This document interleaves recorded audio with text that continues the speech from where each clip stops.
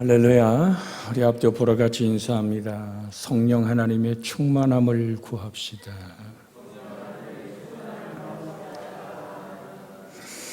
오늘 보혜사 성령에 관한 말씀을 우린 읽었습니다.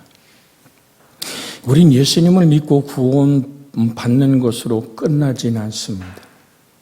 그런데 구원 받았다고 시인하는 자체가 뭡니까? 예수의 생명이 내 안에서 나의 생명 되심을 확인하는 겁니다. 잊지 않길 원합니다.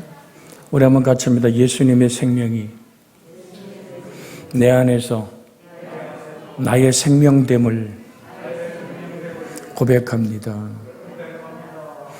예수님의 생명 안에 내 생명이 있어서 한 생명이 되어진, 그래서 사도 바울이 고백하듯이 내 안에 사는 이가 그리스도입니다 라는 이 고백이 여러분과 저의 진정한 고백이 되기를 원합니다. 근데 그것으로 끝나는 것이 아니라 아이는 성장해 가야 되잖아요. 아이가 자람이 멈추면 얼마나 속상하고 얼마나 아픕니까? 신앙생활은 그래서 그 이상의 영적 상태를 경험하는 것입니다. 우리는 성령의 역사가 있을 때 예수님이 하나님의 아들이고 그리스도시며 구세주이심을 깨닫게 됩니다. 이것이 여러분과 제 속에 일어나는 하나의 은총의 사건이 되기를 원합니다. 법정에서 어떤 사건을 심리할 때 가장 중요히 여기는 것은 신빙성 있는 증거물입니다. 그 사건에 대한 대법원의 판례가 있다 하더라도 결정적인 증거물이 나온다면 판단은 뒤집힐 수가 있습니다. 오늘날 우리는 예수님이 과연 하나님의 아들로서 온 인류를 구원하시는 메시아인가 구세주인가, 새벽에도 잠깐 드렸습니다마는 사도 바울이 단도대에서 목이 탁 끊어져서 그 얼굴이 땅에 3번 튀었다 그러죠. 그런데 잘라진 목에서 나온 모든 사람이 들을 수 있었던 외마디는 그리스도, 예수 그리스도라는 말입니다. 예수는 자기 백성을 저기서 구원할 자란 말이고, 그리스도, 바로 그리스도. 우리의 해석은 구원자, 예수 그리스도. 그러니까 사도 바울이 목이 잘리워서 땅에 떨어져 3번 튀었는데 마지막 그 목소리가 예수 그리스도. 무슨 얘기입니까? 예수님만이 온 인류의 구원이시다. 예수님만이 구원이시다. 그래서 온 인류를 구원하시는 메시아란 말은 히브리 말입니다. 그리스도로 말한 헬란 말입니다. 오늘 우리의 말은 구원자란 말입니다. 구세주, 천하 인간의 다른 이름으로 구원 줄 자가 없습니다. 예수님만이 구원이십니다. 이게 성령이 증거하는 내용이란 얘기가 지금 요한복음 15장 26절 말씀인 겁니다. 내가 아버지께로부터 너희에게 보낼 보혜사 곧 아버지께로부터 나오는 진리의 성령이 오실 때 그가 누구를요? 나 예수가 영원한 구원이시고 즉 길이고 진리고 생명이신 하나님과 하나 되어지는 영원한 구원자라는 사실을 성령이, 보혜사 성령의 진리의 성령이 말할 것이다. 십자가에서 흘리신 예수님의 피가 어떻게 인류의 죄를 씻을 수 있는가에 대한 질문을 직면해 있으며 이에 따라 이에 대한 대답은 2가지 증거를 보여줍니다. 그래서 본문의 이야기를 드려서 진리의 성령이, 아버지가 보낼 진리의 성령이 오시면 그가 나를 증거할 줄 것이다. 27절에 맞을지 않았습니다만은 너희도 처음부터 나와 함께 있음으로 내 증인이 될 것이라. 첫 번째 증거가 누구냐? 성령님이 예수님에 대해 증거하는 것이고, 두 번째는 증거하는 사랑하는 제자들이 예수님을 증거할 것인데 그 제자들 속에서 혼자 갈 수는 없습니다. 그래서 주님이 온천하에 다니며 만민에게 복음을 선포하라. 내가 너에게 가르친 것을, 성부와 성자와 성령의 이름으로 세례를 주고 내가 너에게 가르친 것을, 분부한 것을 가르쳐 지키게 하라. 근데 너희 혼자 가면 안 돼. 그 말씀 다음에 마태복음 28장 얘기를 드리고 있습니다만은 내가 세상 끝날까지 너희와 항상 함께 있을 것이야. 어떤 모습으로? 말씀이 내 속에서 성령 안에서 증거되어지는 증인, 성령이 내 속에서 증거하는 힘을 주실 때, 그래서 성령이 너에게 임하시면 요한복음 1장 8절은 사도행전 1장 8절은 여러분이 다 암송하잖아요. 성령이 너에게 임하시면 너희가 권능을 받고 예루살렘과 유대와 사마리아와 땅끝까지 이르러 내 증인이 되리라. 증인이 되리라. 그러니까 예수님이 성령님을 세상에 보내신다.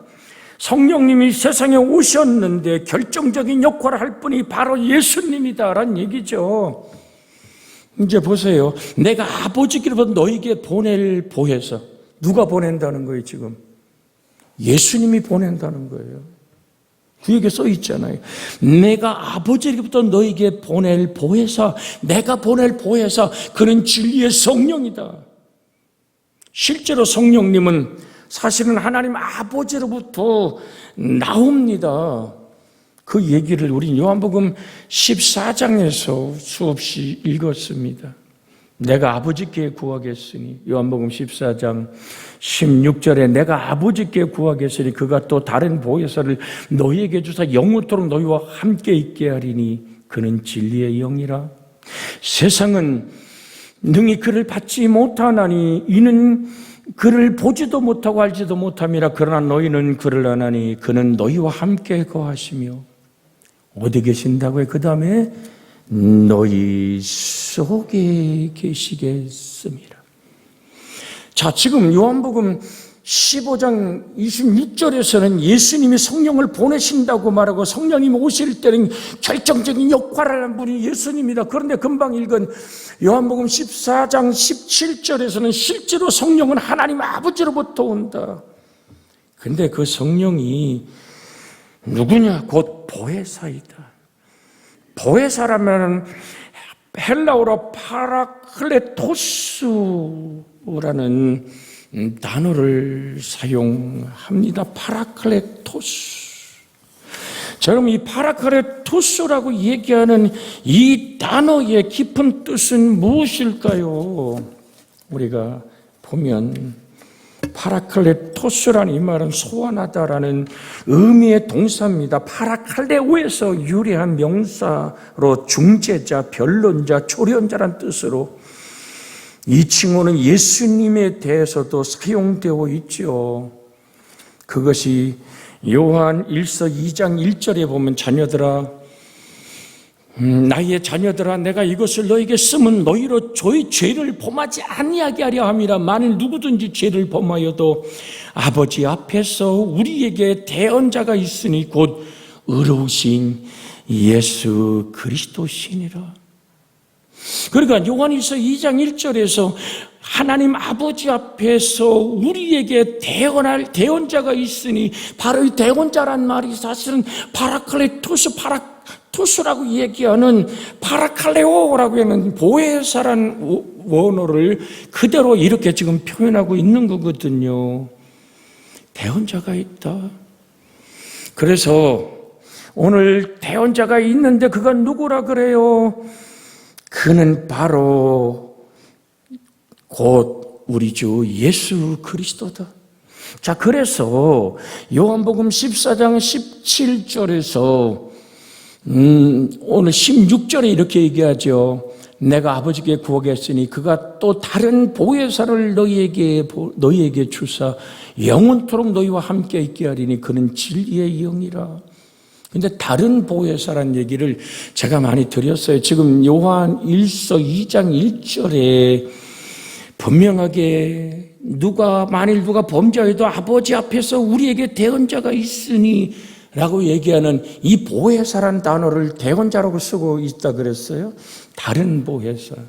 늘 제가 드리잖아요. 여기에 컵을 덮는 이 오늘 닭 덮는 덮개가 있고 여기 마스크가 있어요. 이걸 다르죠, 그죠? 이걸 다르다고 얘기할 때는 헤텔로스라는 단어를 써요, 헬라. 그런데 이 덮개와 이 덮개가 다릅니다 할 때는 다르죠. 그런데 똑같은 재료, 똑같은 오늘 무늬로 만들었잖아. 이때는 알로스라는 단어를 헬란 말을 써요. 자, 이게 무슨 차이냐면 예수님이 요한복음 14장 16절에서 말하는 다른 보혜사람은 알로스 파라크레투스라는 말을 썼단 말이죠. 그러니까 보혜사, 사람의 몸을 입고 이 땅에서 우리의 대언자가 있다면 그분은 예수 그리스도다. 부활하셔서 하늘 보좌 우편에서 오늘도 우리를 위해 기도하는 분이 계신데 그분이 우리의 구원자 예수 그리스도다. 이거 잘 들으셔야 돼요. 지금 목사는 기도하면서 내년쯤 탁재일 교수가 시간이 얼마나 날지 모르지만 이 땅에 관한 오늘 세미나를 집회를 한번 했으면 좋겠다라는 생각을 가지고 있어요. 모르겠어요. 오늘 기획인을 준비해서 통과가 되면, 사무총에서 통과가 되면 그때 이제 알아봐야 되겠습니다만은. 그러니까 신천지 이만희가 자기 보혜사라 그러잖아요. 그게 무슨 얘기예요? 지금 성경대로는 지가 예수란 얘기예요. 육체를 입은 보혜사는 예수 그리스도 한 번뿐이에요. 그는 부활하셨고 하늘 보좌 우편에 계십니다. 성령으로 수태하시고 십자가에 죽으시고 부활하셨고 승천의 재림을 우리에게 약속하신 그 예수님만이 사람의 몸을 가진 영원한 보혜사거든요. 그래서 이 대언자 파라크레톤의 과 동격의 의미로서 의로우신 예수 그리스도라고 지금 요한일서 2장 1절에 곧 의로우신 예수 그리스도다라는 말을 합니다. 그러니까 요한일서 2장 1절에 대언자는 성령이 아니라 예수 그리스도라는 사실을 분명히 하고 있습니다. 그래서 보혜사는 그리스도를 대신하여 사도들에게 힘을 주신 성령에 대비해서도 사용되고 있음을 금방 여러분에게 같이 읽어 드린 겁니다.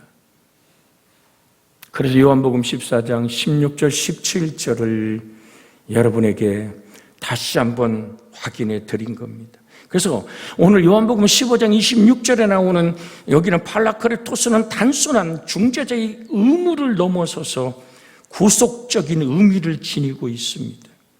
즉 파라클레토스는 죄와 의와 심판에 대하여 생각나게 하시겠으며 세상을 심판하실 것이다.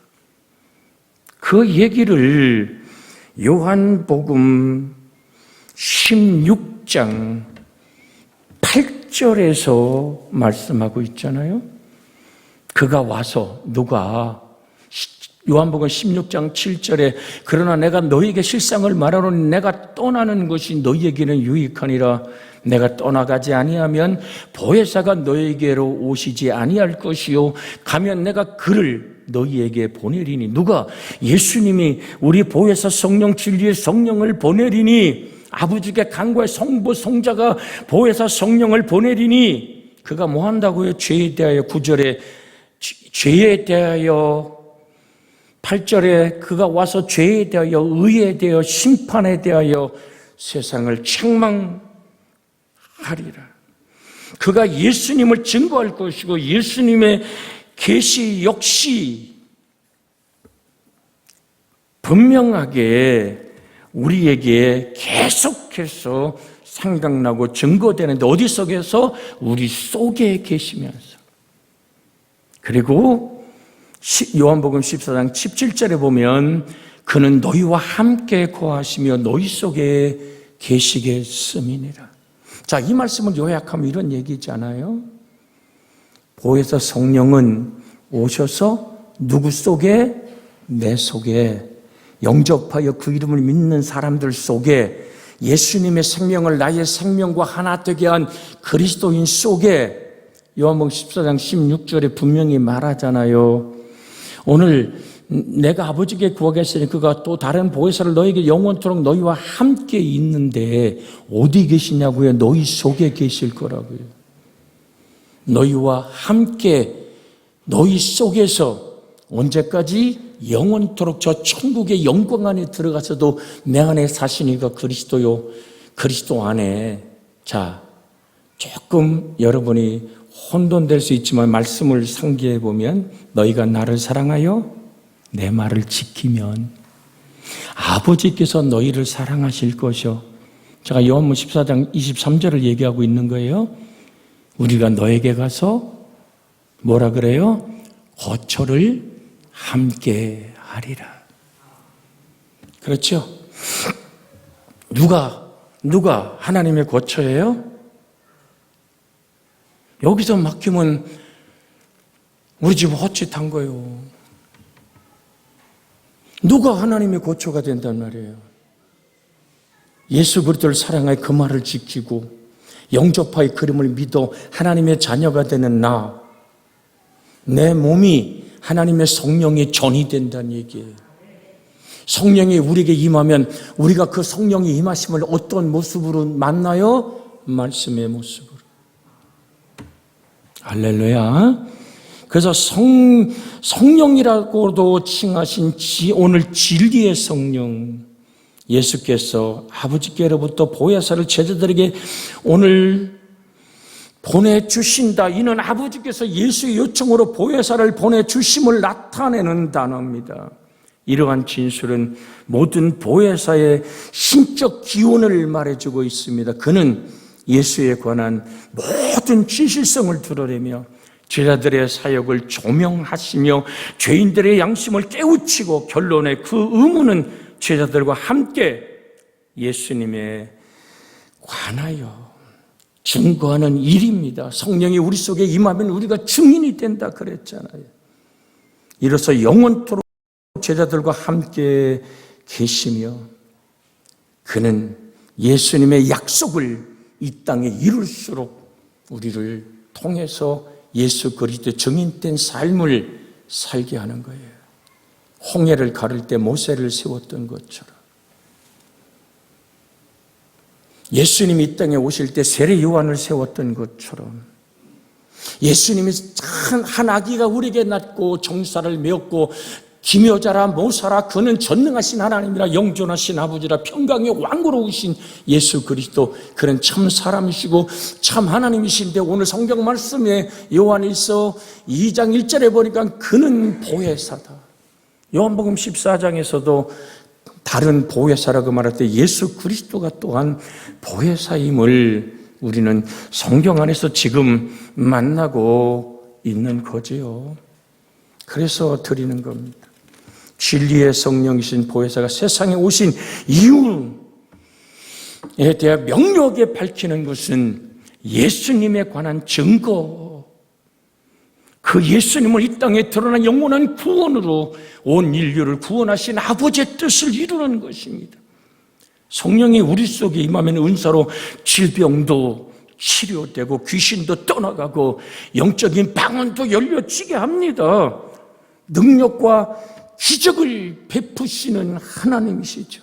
내가 불 가운데 지날 때 불이 나를 사를 수 없도록 타오르는 불길 속에서도 하나님 우리를 붙들어 주시는 생명의 좋으신 하나님, 내가 물속을 걸을지라도 강물이 너를 침몰하지 못하게 하시는 하나님의 절대적 보호, 물론 성령 안에서 우리에게 베풀어지는 수많은 은사와 보호함이 있습니다. 그런데 궁극적인 목적은 아닙니다. 성령님이 이 세상에 오신 목적은 곧 예수님에 대하여 증거하는 것입니다. 그래서 고린도전서 12장 3절에 그러므로 나는 여러분에게 알려드립니다. 이 하나님의 영으로 말하는 사람은 아무도 예수는 저주할 사람이다 라고 할 수 없고 또 성령으로 말미암지 않고는 예수는 주시다 말할 수 없습니다. 제가 고린도서 12장 3절을 조금 오늘 쉽게 풀어서 여러분에게 성경 말씀을 들려드린 겁니다. 그러므로 나는 여러분에게 알려드립니다. 하나님의 영으로 말하는 사람은 아무도 예수는 저주받은 사람이다라고 말할 수 없고 또 성령으로 말하지 않고는 예수는 주시다라고 말할 수 없습니다. 사실 초대교회 당시에 많은 유대인들이 예수님께 등을 돌렸던 이유가 뭡니까? 나무에 달린 자마다 저주 아래 있는 자라는 신명기의 말씀. 아니, 하나님께 저주받아서 십자가에 못 박혔잖아. 그것이 자기의 저주를 걸머쥔 것이 아니라 여러분과 저의 저주를 걸머졌다는 사실을 잊어버렸기에 고린도전서 12장 3절에 그러므로 나는 여러분에게 알려드립니다. 하나님의 영으로 말하는 사람은 당신이 정말로 성령의 사람입니까? 예수의 영으로 하나 된 사람입니까? 그러면 예수는 저주받은 사람이라고 말할 수 없습니다. 이걸 지금 고린도 12장 3절의 말씀을 풀어드리면 그 얘기입니다. 예수 그리스도 그만이 나의 주님이라고 고백할 수 있습니다.